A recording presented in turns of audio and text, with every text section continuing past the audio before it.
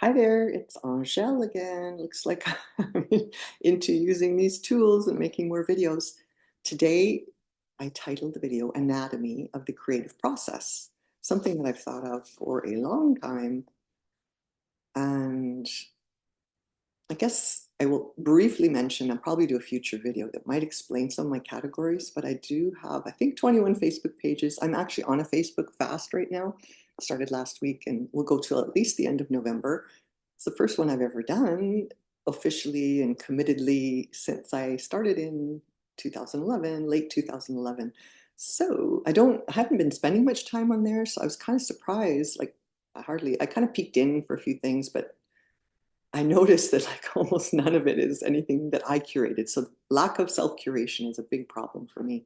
But I have used Facebook as a bit of a place to help me to organize my categories and help me learn about myself and express myself in a variety of ways and learn how to use IT tools. I mean, I was born in 1966, so I wasn't, I didn't grow up with all these things. I grew up with kick the can and hide and seek and playing in the playground, going fast on merry-go-rounds and stuff like that. So, but anyways, anatomy of the creative process is a pretty, I feel like it's quite a fundamental concept. So anything you see out in the world is likely the result and product of a creative process. Like someone designed the car and then like, don't think of it just as artists, like my Bobby Berger's painting back there, and I have another one up there. I've got, paintings. That's one version of the creative process, but singers and movie makers and anything like this shirt, this jacket, the furniture, I mean, it's all part of the creation. But at the same time, I kind of wanted to think of it, what's the fundamentals? Here's how I think about it. So I'll just share, this is kind of a disabled angel concept. That is my favorite moniker. One of my favorite, I shouldn't say my favorite, one of my favorite monikers for myself. I was born Angèle Claudette, which means angel lame, angel disabled, disabled angel, differently abled messenger is how I translate it. So you will notice I am a little bit differently abled. I am neurodivergent, as I think we kind of all are. We're all unique. No, there's just like snowflakes, there's no two alike. So the creative process in my mind, we're all capable of doing this. I am not special. The singer, Jack Johnson, who I'll be featuring today a little bit, the movie makers, right now I'm watching Farscape, a 1990s science fiction on YouTube. I'm really enjoying it. It's so quirky. There's even a Muppet in there. So anyways, I kind of like these kind of things. And a couple of the actors I recognize from Stargate, Agent Captain Mitchell, and I forget the other one. But anyway, the two, when I saw those, I know those guys. But I think Farscape preceded Stargate. But anyway, when they were actually created. But what does it take to create anything? I feel like you tap into the field, like the knowing field. So sometimes like I remember even learning in medical school, like back in 1990, I graduated, so that's a long time ago, but it was very well known that sometimes some very novel and unique thing is discovered at very similar times in three different locations in the world. So like I graduated in 1990, so back then communication wasn't quite as easy and smooth. So you think, oh, wow, what a coincidence. But the truth is you can tap into a good idea and so can anyone else. Like the idea of copyright is kind of a pet peeve of mine. I think no two people are going to use the same concept in the same way. They will uniquely express it. Some things are more tangible, like automobile, but I mean, there's obviously different makes of automobiles. You've got your Volkswagen, you've got your BMW, your Volvo, your Mercedes, or whatever. I actually am rather fond of a BMW car that I drive. It's an oldie, 2011, but it has a manual transmission and sporty little car. I like it. It's kind of quirky though. But anyways, I get along pretty good with that car. Travel around here and there. My latest trip was to Moose Jaw, Saskatchewan, which was the place of my birth. And I hadn't really spent an overnight there since I moved before age 3. And I guess in a nutshell, it was not a very comfortable 3 days for me, but I think there was a reason for that. And is even part of why I'm now capable of sharing. I seem to have some unfinished business in Moose Jaw, Saskatchewan. It was quite a synchronicity that I even got there in the first place, but whoa, I got out of there barely. I'm like, oh, am I well enough to drive? I really was sick the whole time and laid in my Airbnb for 3 days, going out just to get some fluids and a little bit of food. So anyway, that recently happened. When was that? It was Canadian Thanksgiving. We arrived. I drove in with a friend, but she was visiting family and I was in my Airbnb. And then we were planning to go back together. Anyway, so I ended up hightailing it straight to Edmonton and not going through Cochrane with her. Luckily, her son was also there, so he could drive her home and I could drive myself home, which I did quite the, what do you call it? Grid worker loop going down Edmonton, Cochrane, southern Alberta, southern Saskatchewan, and then I went up to Saskatoon and came back to Edmonton that way. It was fun. It was a lot of double divided highways. The number one Trans-Canada highway east of Calgary is quite fun to drive on, and it is the road that I've twice in my life driven the fastest I've ever driven. And this last time, my friend and I, we ramped it up for just a short time, like trying to be safe, but that was kind of fun to see it. My car, I mean, you get into sixth gear and it just goes, you can't even tell. So anyway, oh yeah, the anatomy of the creative process. So that's kind of what I call a disabled angel concept. I kind of linked a page to each chakra. So I called it disabled angel, the heart chakra, but also the art of the creative process is sort of the theme of that Facebook page. Not that I'm not sure if I'm ever gonna, and unless Facebook finds a way where you could like have a button you say self-curate. Otherwise, I'm not going back to Facebook. Just so you know, Facebook people, if you want to actually allow people, I know that some people might really appreciate their curation, but they kind of slowly drip, drip, drip, drip, drip, where they're curating it all and I get to create only a little bit.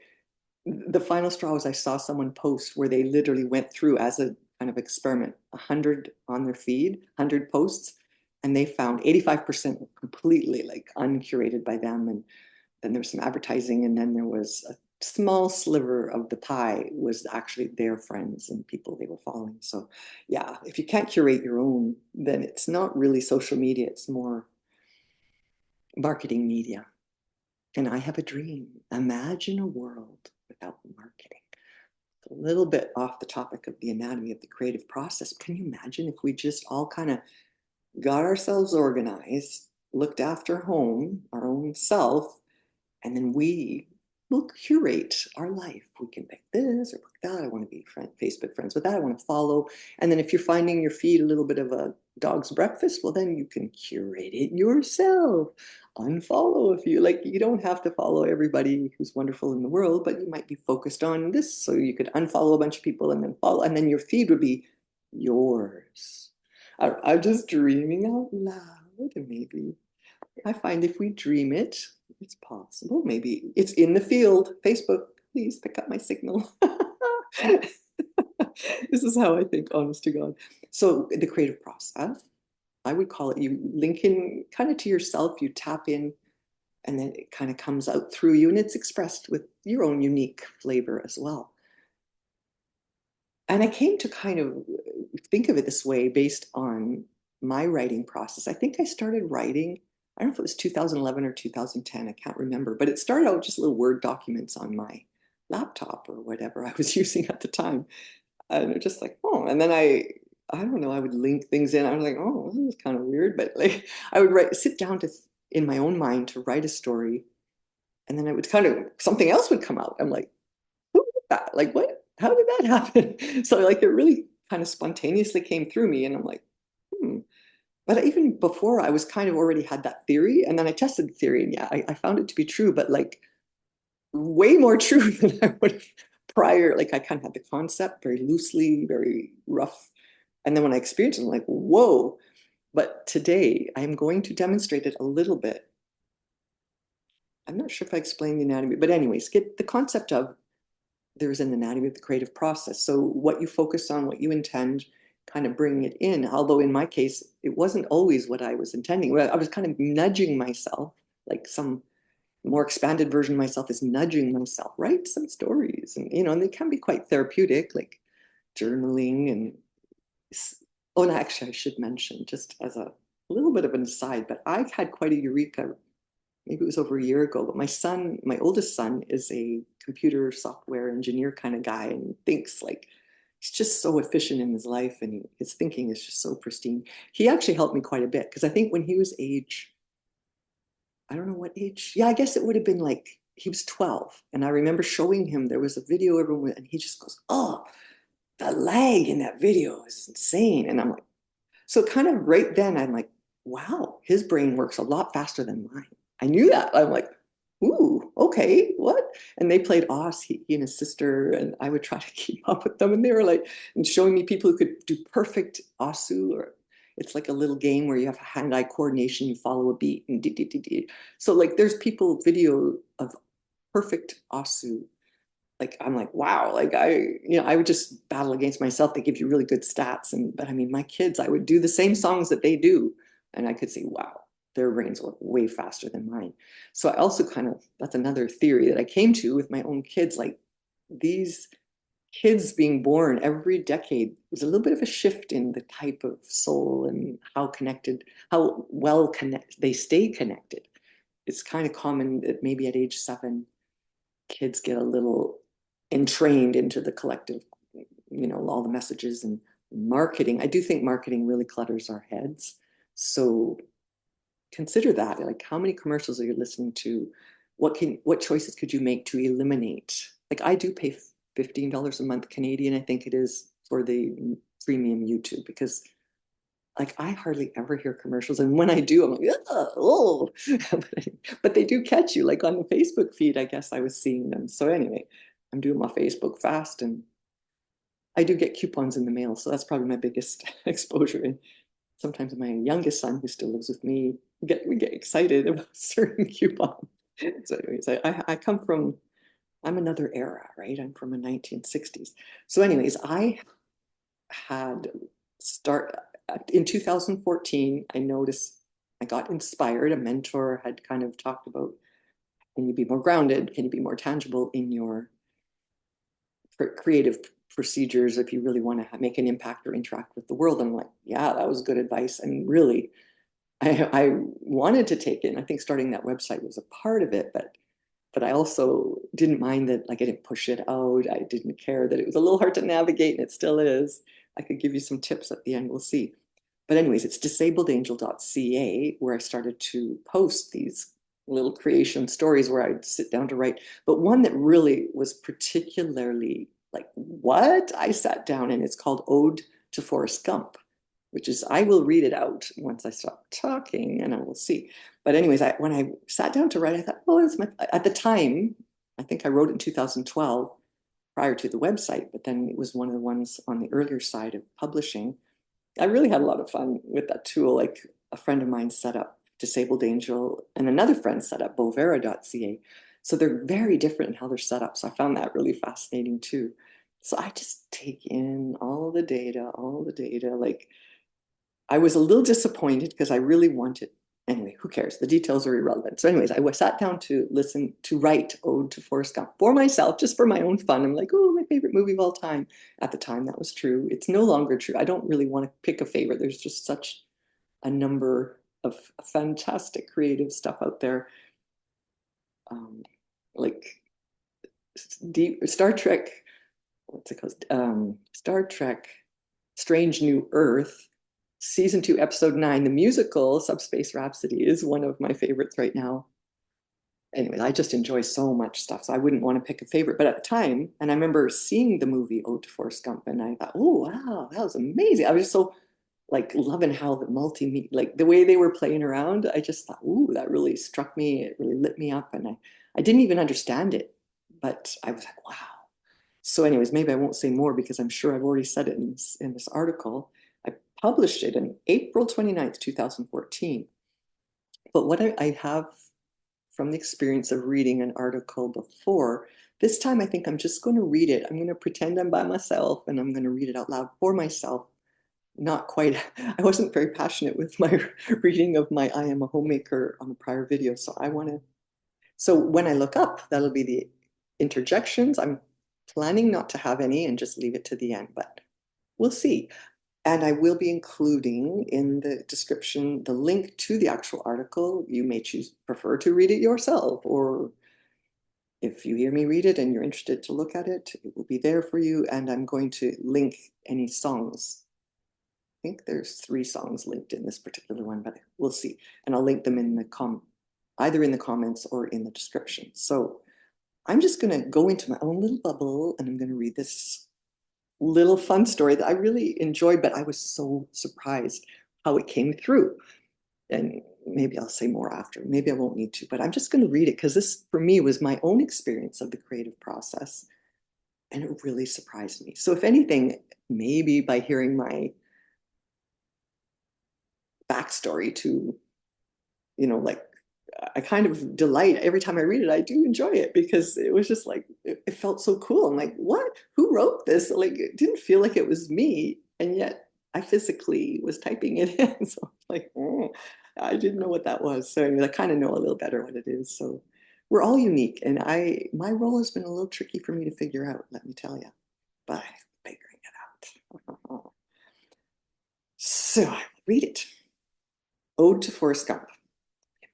Bubble, and when I look up, will be when I interject. So here we go. Assassination of John F. Kennedy. Who would have thought? Like, what? I'm writing about Forrest Gump. I was just so shocked by this. Anyway, historical event. I was impressed by my parents' account of the huge impact felt by everyone in the world. I love hearing stories about the old days. Both parents were in the same school when the JFK news flash hit. All students were ceremoniously gathered to hear the sad news from their teachers, mostly nuns in this devoutly Catholic school on the Canadian prairies in Saskatchewan, an hour away from Moose Jaw. The collective mourning is powerful. It really impacted me hearing them talk about, and how many times I've heard people talk, where were you when JFK was assassinated? Where was I? Many times I've heard other baby boomers describe their experience of the incident. Some events hold world significance.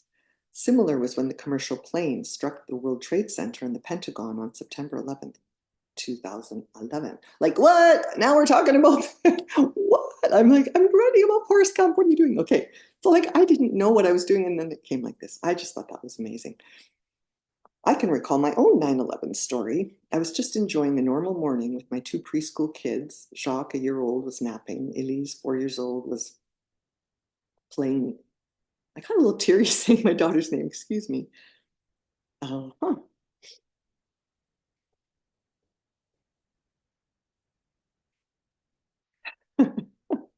I'm a human. Oh my goodness, I'm a human. Oh, I didn't bring any tissues. I wasn't expecting to need them. I've got tears in my eyes. Let me see if I can read this. Oh. Out with ya. Let's go like this. God help anyone who's trying to follow this. Elise, 4 years old, was playing independently in the basement. The phone rang. My mom. She was at work. It was the rarest event to receive a call from her either during or after work hours. She was not the talk on the phone type, opposite to myself. Her calls were mostly related to booking a social event for the family, down and dirty, no extraneous details, no chit chat. So I was pleasantly surprised to hear from her.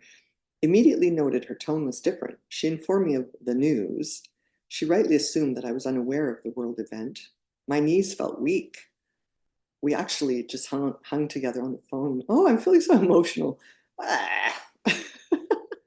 I actually usually read this and don't get emotional, but here we are today. We actually just hung on the phone trying to integrate this information. What did this mean? That second plane hitting the world, wondering how many events had been planned here. Were we safe? Not really sure.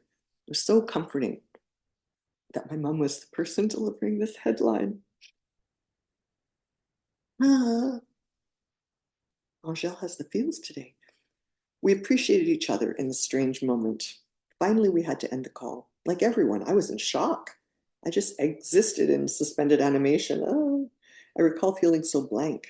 I did not want to take off in panic, but it would be so easy to do.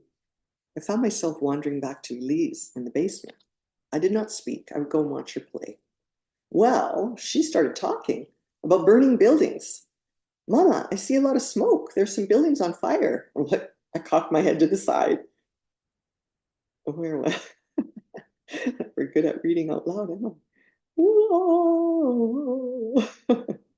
I cocked my head to the side. Did she overhear my conversation with my mom? I don't think so.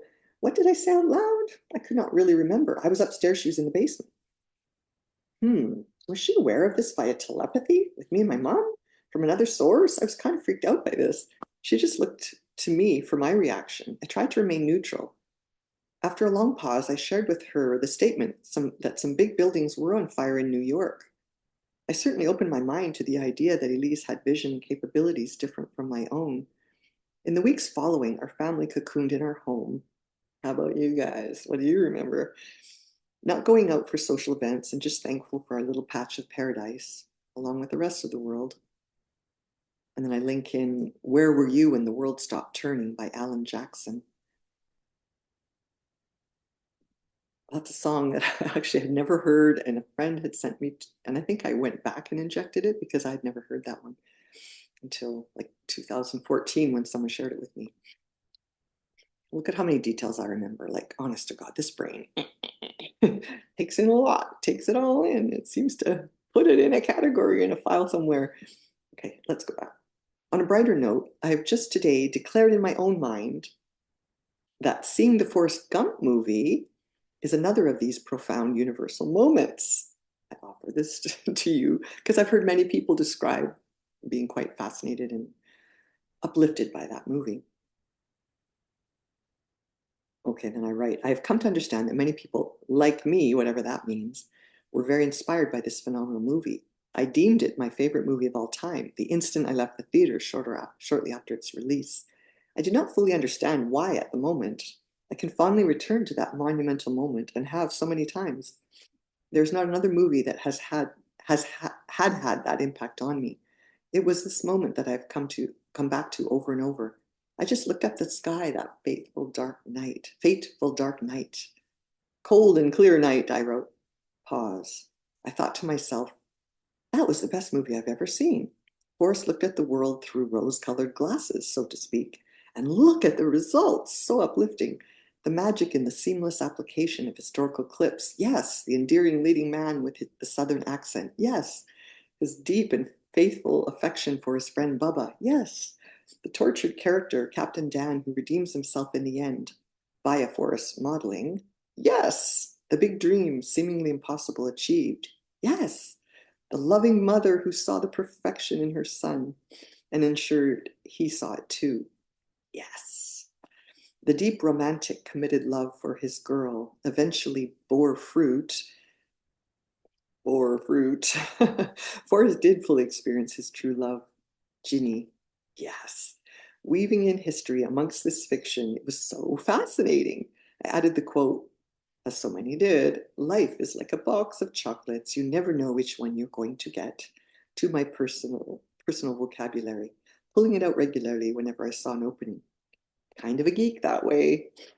I vowed right then and there to purchase this movie at the earliest opportunity. This is the actual purchased copy that I got. I put that there for props.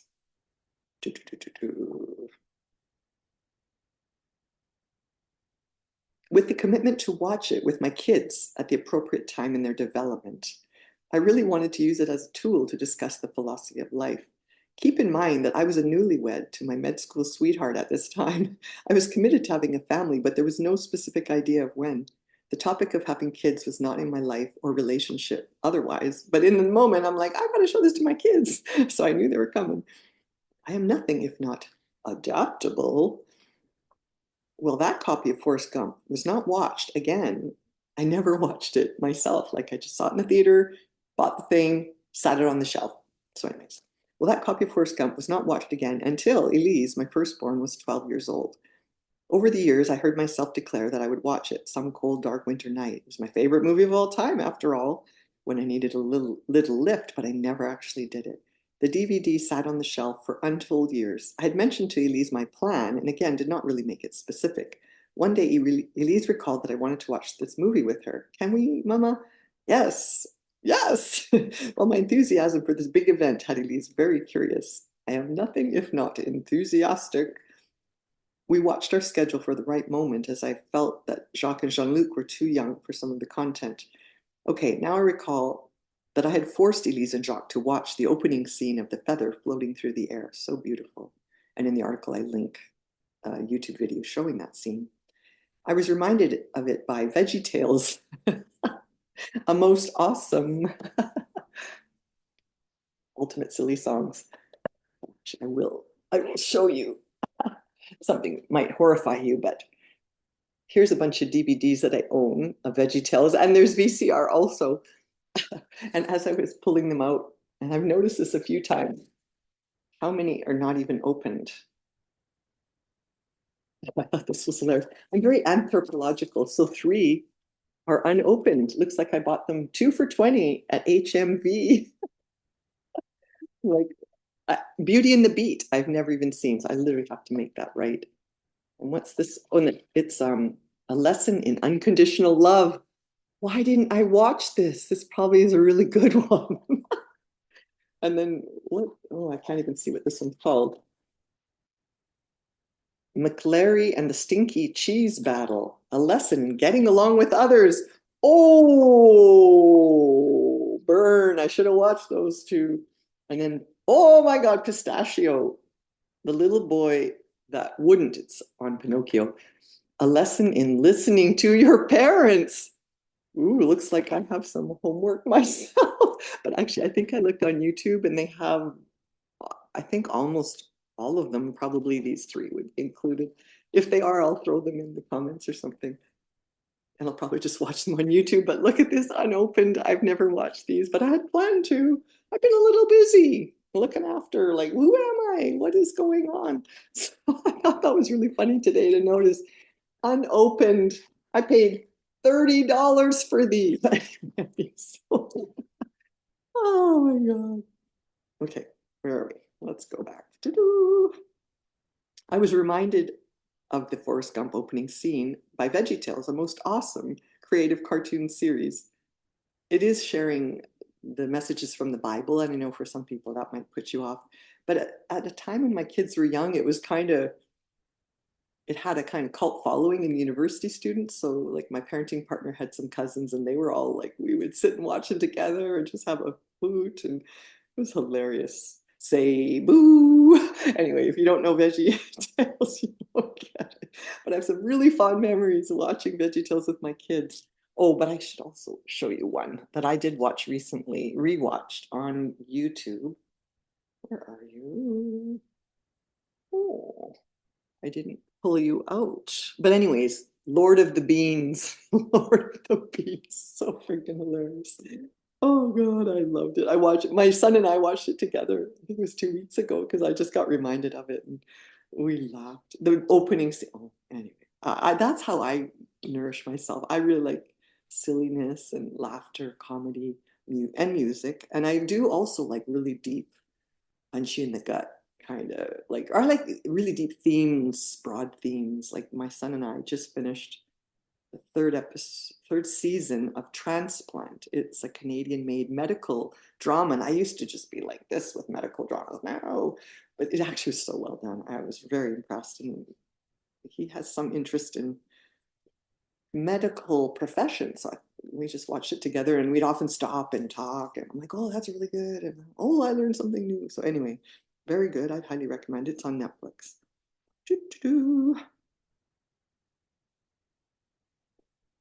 Oh yeah, I talked about it was VeggieTales, a most awesome creative cartoon series, hilarious in such a quirky way. The VeggieTales had a ritual of including a silly song, and so this one tape that I have here is a whole collection of silly songs up to whatever year that would have been, 2001. Like there's quite a lovely, what's my favorite on this? I think it's my cheeseburger. Actually, they don't say them all. Oh, there's so many good ones. But anyway, I've watched this over and over when my kids were younger, but then occasionally I have to go on after they grew up, but mostly when they were kids. But I really enjoyed those. Had a ritual of a silly song, and one of them was their version of this Forrest Gump scene. It was called Larry's High Silk Hat, an artistic contrast to Forrest Gump.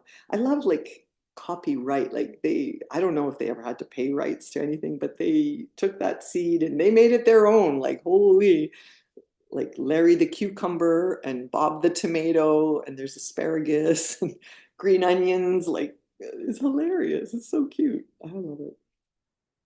Ta-ta-ta. Watching Forrest Gump with Elise, boys all occupied elsewhere, is a treasured memory. There were a couple of moments where she turned her head, those oh so embarrassing to be watching with your mom scenes. Remember those? And it was right then. I'm like, ooh, maybe 12 was too young. I was like, whoops. I'd always said 12. I'm like, ooh. It's funny because my own mom and dad had sort of 12 was like a marker. And I remember on my 12th birthday, I begged and begged, and they were like, no, you're too young to watch Grease, the movie. And I watched it on October 1st, 66 plus 12, 1978. I was watching Grease with 5 other friends. Like, it took a lot of cajoling to get that. So anyways, I think it was kind of, you learn from your own parents, like 12. And then they let me go on when the day I turned 12. And I'm like, and I kind of see what they mean. But anyways, I really enjoyed Grease. And I recently saw a takeoff on it called Bear Grease, First Nations version in live theater form. It was quite entertaining. And I guess they're going off Broadway in New York, so keep your eyes open, people. They're Edmonton area people who wrote that. And I think they did probably run into some copyright. I kind of noticed things along the way. They weren't allowed to do that really famous song with Olivia Newton-John and John Travolta. You better let them, and I need a man. Like, it was just playing ever. Anyway, I'm so full of details. I'm always entertaining myself. It's a full-time job, let me tell you. Okay, let's go back. But experiencing watching a movie together, Elise and I, and the discussions that followed were heaven for me. And I think for her too. I can't speak for her though. 2 years later, Jacques started asking for his milestone moment watching Forrest Gump with me. He was only 11 years old. Oh, Jacques, when he asks, he doesn't take no for an answer, that kid, even as a baby, I'm telling you. He's like, baby. And then as long as his face, like, oh, such a happy baby. But boy, the minute he needed something, there was like no doubt, and you rush to do it because he's very, very assertive, even as a baby. But now he's just pretty cool, calm. He's like Jacques. I named him Jack Black. It was almost like having Jack Black as a son. Can you imagine? He's hilarious, very entertaining, and very smart. I am getting off on tangents like I didn't want to do. I had in my mind that I would wait until Jacques was 12, just like for Elise. Well, that did not last long. When Jacques gets something in his head, it takes a whole lot of energy to prevent his will from being fulfilled. I've always said from birth onwards that Jacques would never be left in the forest. Love the pun here, haha, to starve to death. He just has a way of ensuring his needs are met. And good for him. We all should be the same, right? He's a good example for the rest of us. Strong force. I have no idea where he got that from. Tee hee. Well, we never quite found the moment that would allow for Jean-Luc seeing the movie also. So JL was only 7 years old. It was so great discussing the movie with them. Yes, and now we would add a few more little inside jokes to our large arsenal. You got your lemon shrimp, you got your sweet and sour shrimp, you got your, remember that scene? So fun.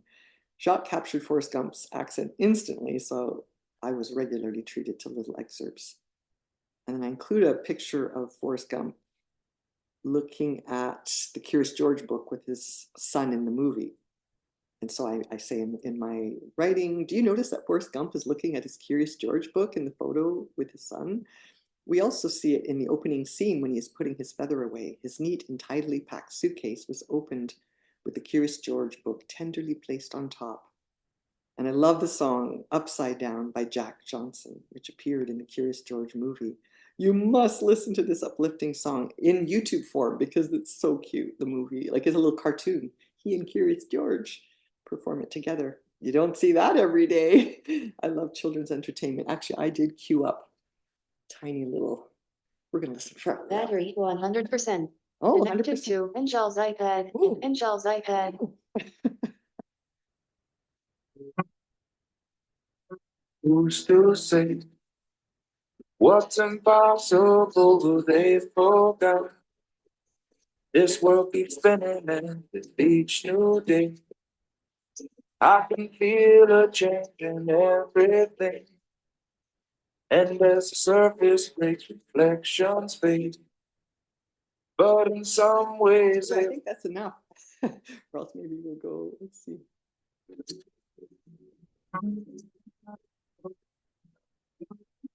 I begin to find things aren't always just what they seem. This is the part I was looking for.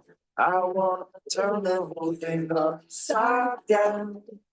I'll find the things they say just can't be found. I'll share this love I'll find with everyone.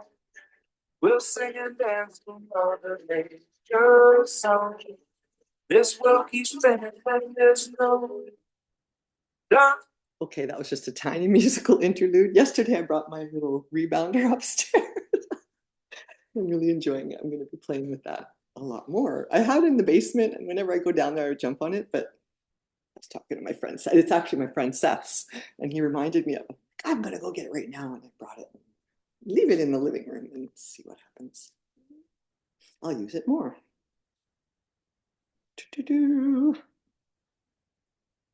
Okay, so you can see I can get excited sometimes. This past summer, I was intrigued with some YouTube videos discussing the philosophy hidden in the Matrix movies. I vowed to rewatch the first one. In order to remind myself, I entered a calendar reminder to repeat daily at 7 p.m. that stated, watch Matrix. The daily alert that became part of our routine led to Elise very mindfully choosing to watch them all because she would see my phone, oh, Mom, it says to watch Matrix. I'm like, oh, yeah, it's just don't worry about that. But she saw it many times, so she got the message, and anyway. I have funny ways.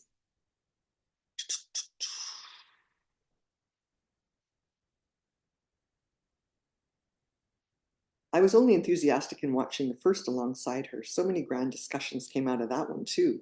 So funny. Somehow in my moving on to iCloud from mobile me, I lost my entire calendar. At first it was such a blessing that the alerts somehow stayed. They got captured, but they didn't show up visibly. I developed the habit of reminding myself at the time of almost all events 1 day prior and 1 hour prior. Now it's 1 hour prior and 15 or 30 minutes prior. I have my routines, we all do. Because sometimes my peripheral brain is kind of handy. I need to, but I'm a lot better now. But there was a time when those peripheral reminders were really essential as my brain was transforming itself. It's a big deal. Mm.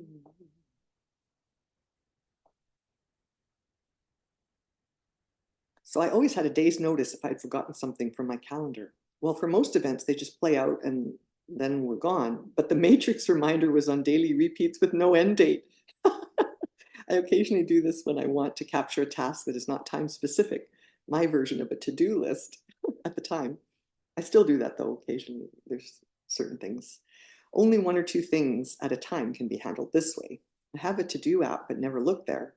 Once the action is completed, I just delete the entry for all future entries. Sometimes now I will put an end date, but generally I try to just not leave things too long, things like that. One of these sort of, I want to do them, but see when the right day lands kind of thing. So to this very day, well, at the time I wrote this in 2012, at 7 p.m. I'm reminded to watch Matrix, so it became a running joke. I've not really put time into finding the solution to remove this reminder. Maybe someday. Truth is stranger than fiction sometimes. And I went back to add in, someday finally came months later. There's always a way. Love talking philosophy with my kids, and they know it. They will often try to distract me to stay up later, for instance, when they see my eyes light up in that special way. I am nothing if not consistent. And the consistency is hilarious to witness for myself. Consistent. Anyways, so I was kind of felt like I wanted to share this little ritual coming of age thing that I had with my family. We actually really enjoyed that. Obviously, that's a very specific one. Everyone is unique. But it is kind of cool to have, I don't know, things like a lot of people talk about the coming of age rituals. Like we have to honor and empower our young ones to grow up and fly free and be independent and self-reliant and also optimally interdependent, obviously. So anyways, so that's that. Actually, I know, I think I rambled so much at the beginning. We just that concept of tap into what the creative process, like what you're inspired and nudged by yourself. Like when you kind of know yourself at some level, you kind of know where your inspiration, joys, and passions are. Mine go in every direction like a sun. So that was a challenge for me to tame myself. I'm relatively tamed now, but I guess I could just make one little, if anyone was a little bit interested in Disabled Angel, I actually have a piece of homework that I haven't attended to yet, but I will. If you go to Disabled Angel and you kind of click on where it's the 3 lines, it'll say home, about, musings, list stories. You click list stories, but then it'll say nothing, and then write list stories. And then you will get an article that I put together where some of the stories are listed, because the way this website was designed, my thought was, and I didn't communicate it to my website designer, so he didn't set it up that way. He set it up more to be like the dates, like the months. So I thought, oh, I just thought it was so obvious. Wouldn't I rather have the titles all linked there? So a person could just see all the titles and then choose the one that's kind of how my stories could work. I call it multidimensional writing, whatever that means. I won't try to explain that here today, but yet the whole idea is I write the titles that if a title grabs you, that might be the way to choose to, if you were to even ever want to bother. But that's kind of how they're set up. And there's stories about me, channeled through me, and a lot of like little songs. And then the Bovera.ca was trying to be a little more professional, and yet that style of writing just still was there. I'm like, okay, this is how I write. Okay. But anyway, I may do a video just especially for the Bovera, because a lot of my friends were saying like, I'm so confused, all your different categories. And so I made that one in 2016. My friend, who I don't think does websites anymore, he's a consciousness coach kind of guy. His name's James Blacker in UK, Kissing Consciousness. So he wrote a book, and we were talking a lot at that time and collaborating. So Kissing Consciousness, he's got a lot of really cool ways of just, trying to describe out what is a human being and how to tap into your true nature.